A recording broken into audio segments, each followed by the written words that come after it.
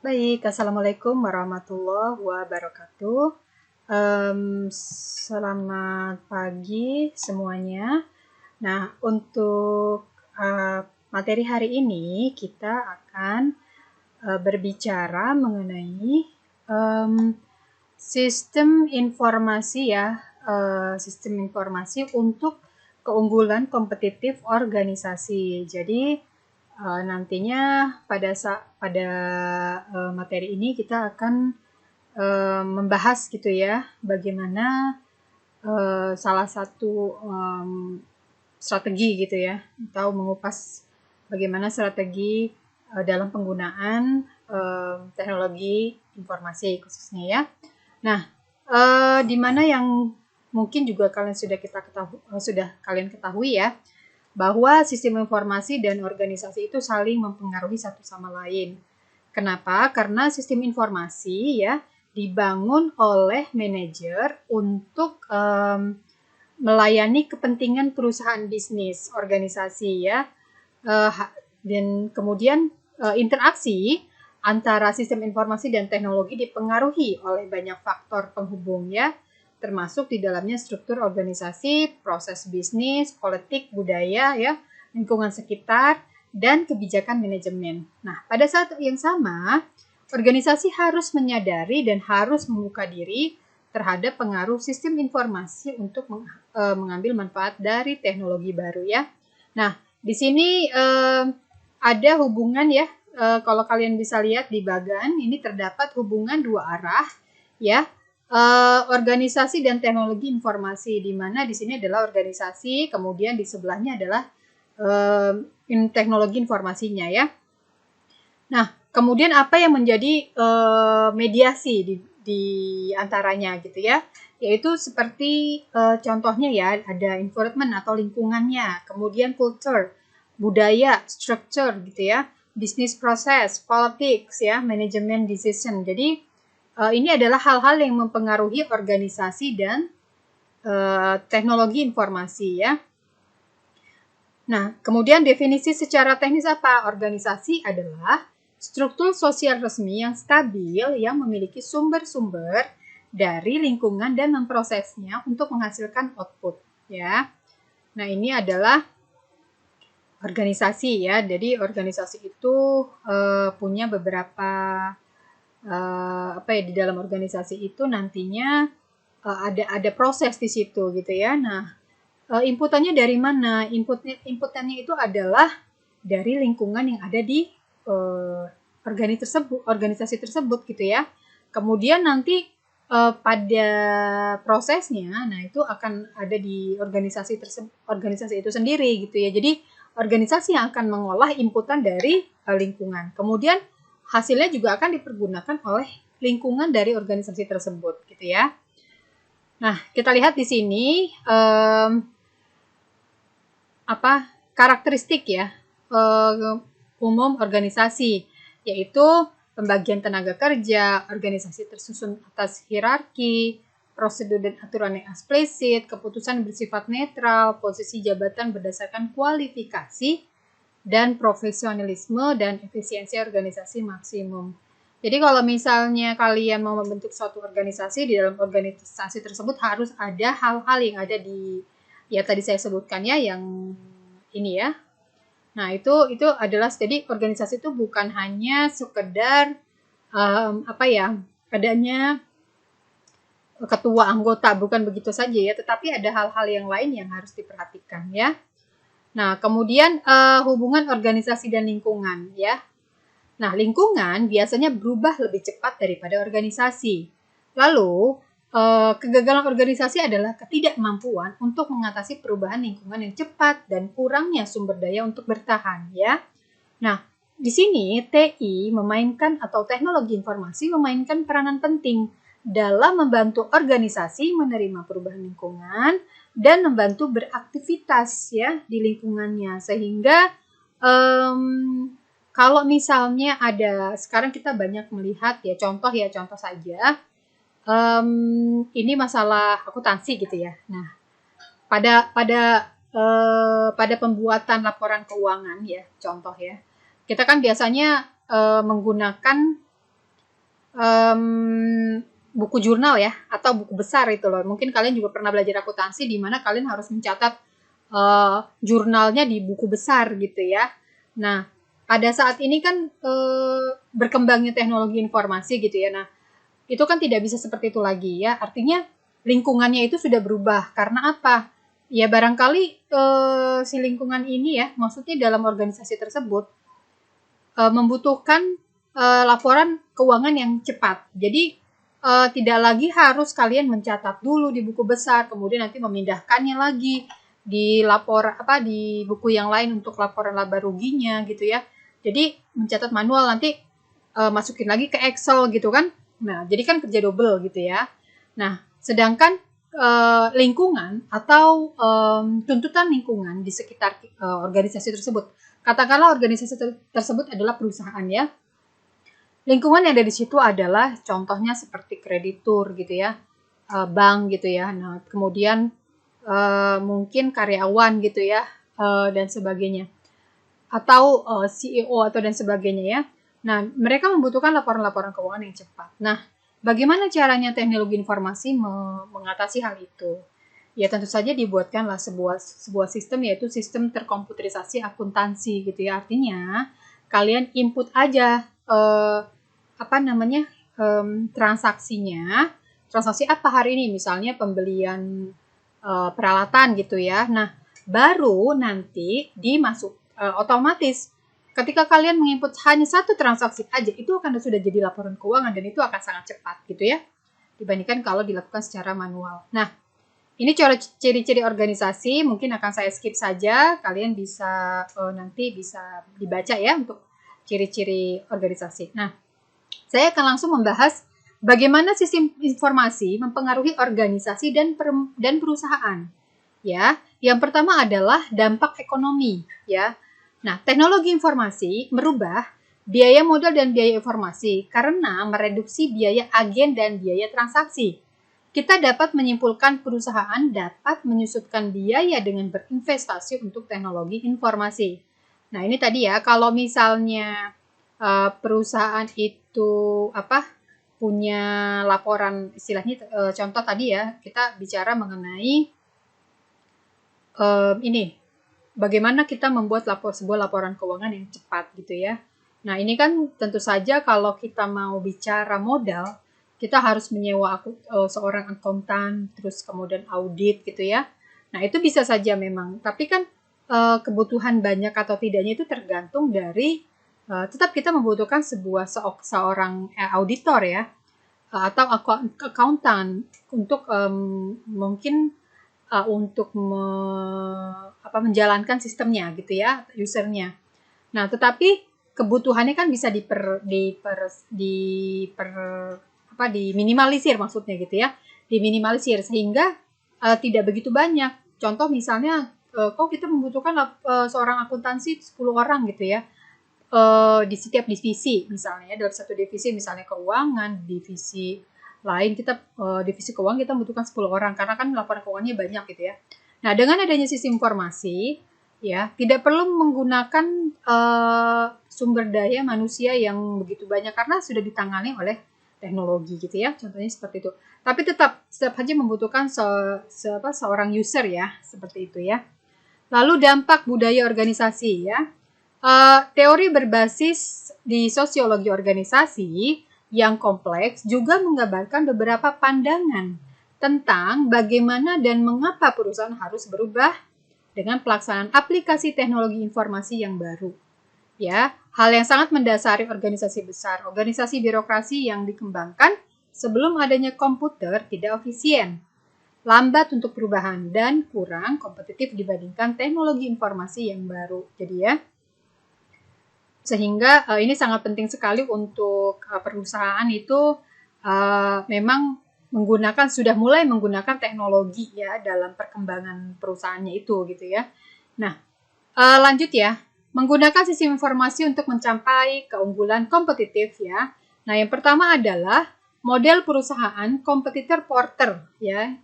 Nah, model yang paling banyak digunakan untuk pemahaman keunggulan kompetitif adalah model kekuatan kompetitif Michael Porter ya. Model ini memberikan pandangan umum dari perusahaan, pesaingnya, dan lingkungan hidup perusahaan, gitu ya. Model Porter adalah semua tentang lingkungan bisnis perusahaan secara umum. Dalam model ini, ada kompetitif pasukan membentuk masa depan perusahaan. Jadi, kita melihat dari sisi ketika kita mau melihat bagaimana sih keunggulan kompetitor kita gitu ya. Nah, kita bisa melihat dari sisi untuk bisa berkompetisi ya dengan dunia luar gitu ya. Dengan dunia luar tentunya juga menggunakan teknologi informasi. Nah, salah satu model yang digunakan adalah yaitu tadi Michael Porter. Jadi dia dalam model ini kita memberikan si Michael Porter ini ya melihat dari sisi perusahaan, pesaing, dan lingkungan hidup perusahaan. Jadi kita harus tahu ya dari sisi teknologi bagaimana sih si pesaing kita itu gitu ya. Karena misalnya kita sama-sama jual misalnya ya perusahaan itu sama-sama jual sepatu misalnya, yang satu sepatunya kayak Reebok gitu ya, yang satu sepatunya Nike gitu ya, Nike gitu misalnya ya. Nah, pesaingnya kita itu kan pasti punya kelemahan dan kekurangan ya. Nah, itu kan yang harus kita pahami gitu loh. Karena apa? Kita harus melihat nih apa kesempatan si perusahaan untuk supaya banyak pelanggan yang nantinya bisa masuk ke perusahaan kita gitu ya. Maksudnya adalah supaya nanti kita tidak kehilangan pelanggan gitu ya dengan adanya kompetitor ya, tujuannya untuk itu. Dan untuk masalah teknologi informasi pasti banyak dong dari sisi keuangan, divisi keuangan, dari sisi produksi gitu ya, teknologi informasi apa yang digunakan gitu kan. Apakah mungkin nanti teknologi informasinya dari sisi kualitas produk.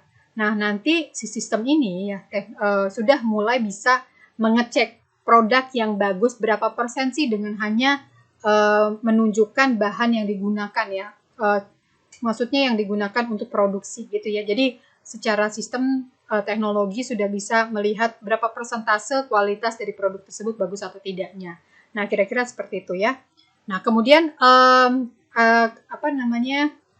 untuk poin kedua adalah pesaing tradisional ya. Semua perusahaan berbagi ruang pasar dengan kompetitor lain yang terus-menerus merancang cara baru yang lebih efisien untuk menghasilkan dengan memperkenalkan produk baru dan layanan dan berusaha untuk menarik pelanggan dengan mengembangkan merek mereka dan memaksakan beralih biaya pada pelanggan mereka ya.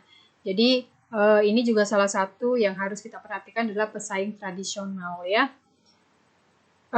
Sehingga kita bisa melihat lagi pangsa pasar dari mulai yang jadi kita melihat kompetitor itu tidak hanya kompetitor yang memang punya kualitas tinggi gitu ya, tapi banyak pesaing-pesaing juga yang misalnya merek-merek sepatu yang menawarkan harga murah tapi bagus. Kalau kita terlalu mahal juga ya khawatirnya produk kita juga nggak laku gitu ya. Jadi kita harus melihat pesaing-pesaing tradisional. Nah, ada lagi pesaing pasar baru ya.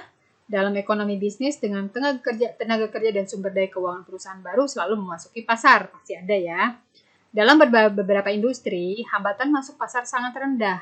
Namun di industri lain, masuk pasar sangat sulit. Misalnya, cukup mudah untuk memulai bisnis pizza atau hanya tentang retail kecil bisnis. Tetapi, jauh lebih mahal dan sulit untuk masuk komputer bisnis chip yang memiliki biaya modal yang sangat tinggi dan membutuhkan keahlian yang signifikan dan pengetahuan yang sulit untuk mendapatkannya. Jadi, kalau kita mau masuki pangsa pasar itu memang tidak mudah ya, artinya kita harus melihat dulu, menganalisa dulu ya seberapa besar sih modal kita kalau kita mau masuk ke dunia, apalagi teknologi informasi ya. Nah, itu kan kalau kita bicara mengenai teknologi kan pasti mahal ya, tentu saja seperti itu. Makanya kalian harus pintar-pintar mencari investor satu. Kemudian kalian harus pintar-pintar menganalisa pasar. Apa sih produk teknologi yang saat ini sedang booming gitu ya. Jadi kalau kita mau memulai masuk ke pasar tuh jangan hanya nyemplung aja gitu, nggak bisa seperti itu ya. Harus dilakukan analisa seperti itu ya. Supaya nanti match budget kalian berapa, kalian mau masuk pasar yang mana, itu tepat gitu loh ya. Jadi tidak salah dalam mengambil sebuah keputusan dalam memasuki bisnis baru gitu ya. Oke, kemudian produk pengganti jasa ya. Jadi salah satu untuk dalam menanggulangi strategi untuk kita berkompetitif ya, yaitu produk pengganti jasa ya. Di hampir setiap industri ada produk pengganti yang mungkin pelanggan gunakan jika harga barang utama terlalu tinggi. Munculnya teknologi baru menyebabkan muncul pola produk pengganti baru, dan itu terjadi setiap saat. Banyak minyak memiliki pengganti. Etanol dapat menggantikan bensin, minyak sayur dapat menggantikan bahan bakar, dan angin, surya, batu bara, dan tenaga air untuk bahan bakar. Jadi banyak sekali juga ya produk-produk yang bisa menggantikan posisi produk yang mungkin kalau ketika langka di pasaran, jadi mereka menggunakan produk lain gitu ya. Nah ini kita bisa melihat sebagai sebuah peluang. Bagaimana caranya kita membuat produk-produk pengganti itu menjadi produk yang memang akan laku di pasaran seperti itu ya. Lalu kita lihat ada pelanggan. Nah, pelanggan juga ada sebuah hal yang adalah merupakan inti dari semua tujuan dari perusahaan adalah kita harus mempunyai pelanggan ya, karena kan kalau perusahaan itu kalau nggak punya pelanggan ya bagaimana gitu ya. Jadi ini menentukan, pelanggan kalian tuh bisa menentukan bahwa perusahaan kalian tuh berkembang atau tidak, maju atau tidak, karena dengan banyaknya pelanggan yang kalian punya gitu ya. Lalu pemasok. Nah, kalian juga harus melihat gitu ya pemasok. Pemasok ini kita siapa sih gitu ya. Jadi supplier kita siapa? Kalau cari pemasok itu jangan yang istilahnya kalau kita mau jual sesuatu kan kita pasti beli dulu ya ke supplier ya. Kita jual lagi gitu ya. Nah, cari pemasok itu yang mungkin harganya jangan terlalu mahal juga gitu ya. Tetapi kualitasnya bagus ya. Jadi kalau kita mau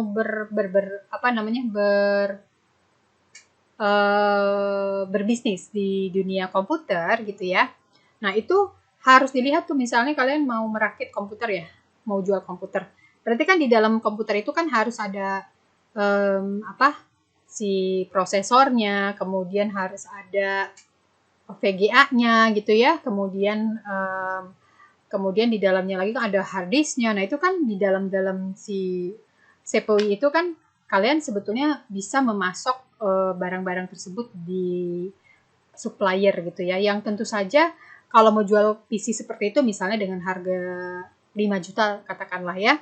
Nah, berarti kalian harus mencari pemasok yang mungkin harganya jangan terlalu mahal supaya kalian untungnya juga bisa lebih banyak gitu ya. Tapi juga jangan terlalu terlalu rakus untuk meraup untung yang banyak sehingga menurunkan kualitas, itu jangan ya, karena nanti kalau kalian pelanggannya kecewa sama aja, nggak akan mau lagi belanja di tempat kalian gitu. Sehingga harus diperhatikan juga kepuasan pelanggan ya, yang tadi ditentukan bagaimana seorang pelanggan itu sangat berpengaruh besar terhadap kemajuan bisnis Anda ya, seperti itu. Nah, kemudian strategi sistem informasi untuk menghadapi persaingan kompetitif, yaitu adanya kebijakan rendah, diferensiasi produk, ya, fokus pada pasar tertentu, memperkuat keintiman dengan pemasok dan pelanggan, sinergi, kompetensi dasar, dan strategi berbasis jaringan ya. Jadi kalau misalnya kalian mau berstrategi ya, ikutilah poin-poin atau pola-pola yang ini ya. Kalian membuat kebijakannya biaya rendah, jangan terlalu tinggi ya. Lalu diferensiasi produk, artinya ada produk-produk yang bervariatif. Artinya kalian menjual produk juga nggak monoton gitu ya.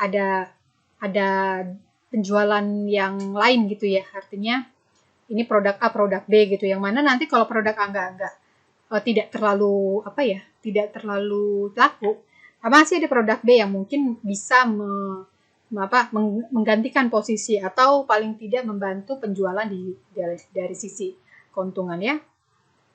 Nah, kita harus fokus juga pada pasar mana yang mau kita ambil gitu ya. Jadi kalau mau jual barang tuh fokus pada pasar tertentu supaya kita bisa lebih menganalisa, oh ternyata menjual produk ini dari kompetitor nih seperti ini gitu, dari satu produk gitu ya, atau mungkin dari satu pasar tertentu ya. Kalau kita terlalu global gitu ya, itu juga kan akan mungkin menyulitkan kalian untuk kalian menganalisa kekurangan dan kelebihan produk yang kalian punya, karena kan terlalu luas gitu ya. Nah, sehingga seperti itu. Jadi intinya adalah kalau strategi sistem informasi itu memang yang sudah disebutkan tadi, kalau kalian mau berkompetitif dengan perusahaan lain ya harus seperti itu ya.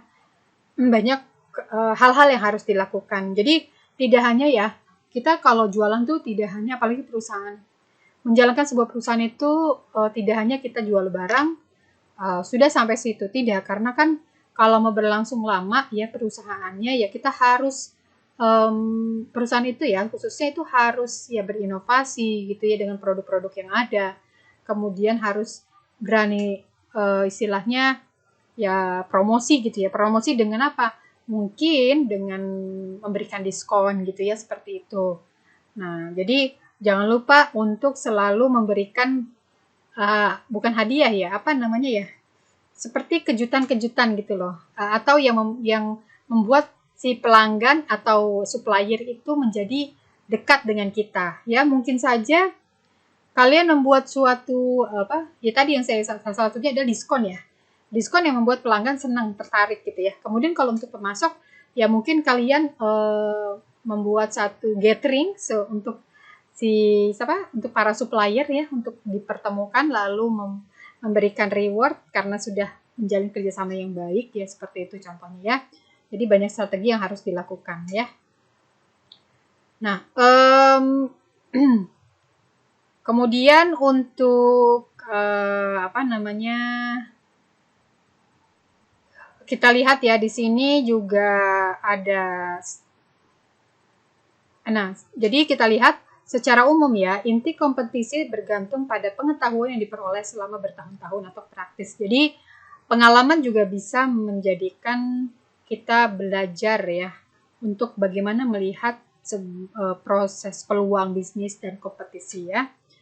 Nah, kita lihat di sini terdapat strategi berbasis jaringan ya. Jadi untuk teknologi informasi pasti tidak lepas dari jaringan ya. Nah, ketersediaan internet dan teknologi jaringan telah mengilhami strategi yang mengambil keuntungan dari kemampuan perusahaan untuk menciptakan jaringan atau jaringan dengan masing-masing lainnya. Strategi berbisnis jaringan termasuk penggunaan ekonomi jaringan, virtual model perusahaan, dan ekosistem bisnis ya. Jadi ini adalah strategi perusahaan ya. Contohnya ya perusahaan-perusahaan yang virtual ya. Jadi kita mengandalkan internet. Apa sih yang nggak bisa dilakukan internet gitu ya? Contohnya seperti itu. Ya, jadi boleh ya untuk kita penggunaan internet itu yaitu tadi ya, dengan penggunaan ekonomi jaringan, virtual model perusahaan, dan ekosistem bisnis. Nah, untuk apa sih keuntungan dalam strategi perusahaan virtual, yaitu mungkin kalian bisa di sini, kalian bisa di materi sudah ada ya, kalian akan saya mungkin lanjutkan ke yang lain. Untuk itu kalian bisa baca ya, untuk yang strategi perusahaan virtual ini sudah ada, kalian bisa baca apa sih keuntungannya gitu ya, saya tidak sebutkan satu persatu gitu ya.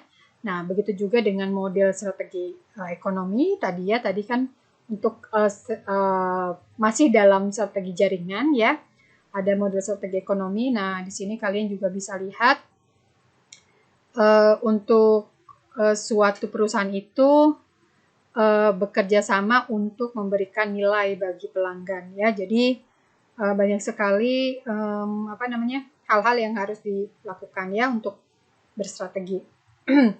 Kemudian menggunakan sistem untuk keunggulan kompetitif ya. Jadi hal-hal yang harus kita lakukan untuk menggunakan sistem ya dalam keunggulan kompetitif harus kita lakukan gitu ya. Nah, salah satu dari manajemen gitu ya, langkah-langkah yang dilakukan manajemen, yaitu yang pertama adalah untuk mengatasi atau membuat keunggulan kompetitif ya dalam penggunaan sistem, yaitu yang pertama adalah mempertahankan keunggulan kompetitif. Ini dilakukan oleh manajemen gitu ya. Lalu kemudian menyelaraskan dengan tujuan bisnis ya. Jadi itu adalah kemudian mengelola transisi strategis ya. Jadi itu yang harus dilakukan seorang manajemen ya, seorang manajemen untuk tadi ya berkompetitif ya dalam sistem gitu ya. Kemudian untuk kita lihat 5 jenis struktur organisasi, itu ada struktur wirausaha, birokrasi mesin, birokrasi dengan divisi, birokrasi profesional, dan advokasi gitu ya. Nah, kemudian kita lihat bagaimana sistem informasi mempengaruhi organisasi dan perusahaan ya. Jadi sistem informasi telah menjadi alat integral online dan interaktif yang sangat terlibat pada operasi menit ke menit dan proses pembuatan keputusan pada sebuah organisasi. Sistem informasi pada dekade terakhir telah mengubah ekonomi organisasi dan meningkatkan kemungkinan mengelola pekerjaan. Teknologi informasi menurunkan biaya transaksi ya. Nah, kemudian ini adalah salah satu sistem informasi mempengaruhi dari sebuah organisasi ya. Nah, dampak organisasi dan perilaku ini juga kalian bisa melihat di materi ya. Tidak saya sebutkan satu persatu ya, karena ini bisa kalian sangat mudah dipahami gitu ya. Kemudian ada lagi yang namanya kita lihat penolakan organisasi dan hubungan antara teknologi dan organisasi saling menyesuaikan ya. Jadi untuk melakukan perubahan keempat komponen ya, seharusnya memang ada yang namanya penyelarasan ya atau penyesuaian ya. Tentu saja ada teknologi, ada orangnya, ada tugas-tugasnya, ada strukturnya. Nah, ini kan salah satu 4 komponen yang harus perusahaan punya. Artinya bukan punya, artinya sudah ada, tetapi harus diintegrasikan, disatukan gitu ya. Nah, kemudian juga yang tadi sudah disebutkan sebelumnya ya, adanya jaringan internasional, jaringan yaitu mungkin kalian juga jaringan internet ya, jaringan internet yang sangat penting untuk hubungan perusahaan dengan entitas eksternal. Contohnya mungkin dengan pemasok gitu ya, lalu dengan kreditur atau bank gitu ya. Nah kan kalau tidak ada istilahnya transaksi itu kan tidak harus, kita bisa lakukan secara virtual ya. Kemudian juga pengiriman invoice by email misalnya ya. Kan itu kan juga salah satu peran dari teknologi informasi dalam bentuk jaringan gitu ya. Nah, kemudian kalian juga bisa melihat dampak internet pada keunggulan kompetitif ya.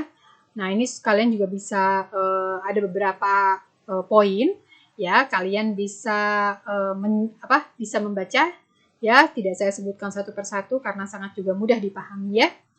Nah, kemudian di sini ada faktor-faktor organisasi yang harus dipertimbangkan ketika merencanakan sistem yang baru gitu ya. Jadi kalau misalnya kita ada sistem lama mau ke sistem baru tuh ya, ini adalah ada hal-hal yang harus diperhatikan, yaitu lingkungan di mana organisasi berfungsi, struktur organisasinya seperti apa, lalu jangan lupa budaya dan politik organisasinya, jenis organisasi dan gaya kepemimpinan, kelompok kepentingan utama, ya, kemudian jenis tugasnya seperti apa, ya, sehingga kalau kita membuat sistem baru juga tidak boleh melupakan sistem yang lama. Jadi tetap harus organisasi baru ya, tidak boleh melupakan dalam organisasi baru tuh dengan sistem yang baru juga tidak boleh melupakan sistem yang lama ya gitu. Jadi harus ada transisi tapi dilakukan secara pelan-pelan gitu ya. Artinya sistem yang lama kalau bagus boleh dibawa ke sistem yang baru gitu ya. Tetapi memang harus disesuaikan ya dengan organisasi yang baru atau perusahaan barunya gitu ya. Nah, kita lihat kesimpulan di sini adalah teknologi informasi merubah biaya modal dan biaya informasi karena mereduksi ya atau menurunkan biaya agen dan biaya transaksi ya. kita dapat menyimpulkan perusahaan dapat menyusutkan biaya dengan berinvestasi untuk teknologi informasi. Jadi boleh sebuah perusahaan itu berinvestasi ya dengan tidak hanya di investasi itu tidak hanya di membeli sebuah gedung gitu ya, atau membeli sebuah peralatan, itu kan investasi, atau membeli sebuah rumah, atau membeli sebuah tempat bisnis dan lain-lain, tapi bisa berinvestasi juga di dalam teknologi informasi atau mungkin penggunaan jaringan, sistem gitu ya. Nah, itu boleh perusahaan itu berinvestasi di situ, karena kan juga penggunaan jaringan teknologi kan juga pasti selalu berkembang dan pasti digunakan gitu ya. Lalu teknologi internet memiliki dampak penting hubungan antar perusahaan dengan entitas eksternal dan bahkan pada proses bisnis di perusahaan yang tadi ya, dengan adanya penggunaan contoh pada laporan keuangan gitu ya, kalau mau buat laporan keuangan dengan menggunakan teknologi informasi menjadi lebih cepat ya, itu contoh saja. Satu contoh, banyak contoh-contoh yang lainnya ya. Kemudian keunggulan internet meningkatkan aksesibilitas, penyimpanan, distribusi informasi dan pengetahuan untuk organisasi. Internet mampu secara dramatis mengurangi biaya transaksi dan keagenan yang dihadapi kebanyakan organisasi ya. Kemudian keunggulan kompetitif yang dimiliki sebuah sistem belum tentu dapat memastikan keuntungan jangka panjang, karena pesaing biasanya membalas dan menyalin sistem strategis, sehingga keunggulan kompetitif tidak selalu berkelanjutan. Pasar, harapan pelanggan, dan perubahan teknologi, globalisasi telah membuat perubahan ini bahkan lebih cepat dan tak terduga. Lalu, internet dapat menjadi keunggulan kompetitif, ya, hilang sama cepat karena hampir semua perusahaan dapat menggunakan teknologi ini. Jadi intinya adalah untuk kita bersaing dengan perusahaan lain ya, dan bisa